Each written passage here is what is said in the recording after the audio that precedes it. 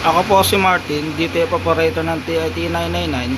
Nagamit ito ng 7 araw na may bilang na 113 meters. Ito naman po yung printer area. Ang huling palit po ng color noong November 29 last year. Sa white naman po, July 13. Ito naman po yung aming cupping na may 90% good condition. Air clean.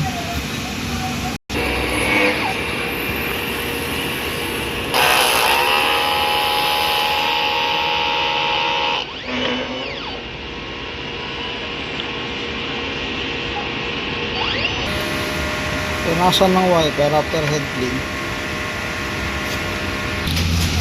Nozzle check. Ayan po, buka naman po sila lahat. Ang existing po namin, tama lang ang level.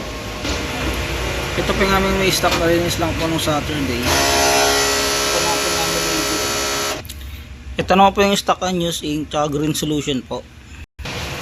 DTF powder at DTF film.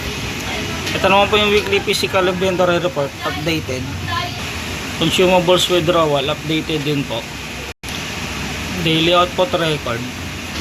Updated monthly checklist. Yun lang. Maraming salamat po.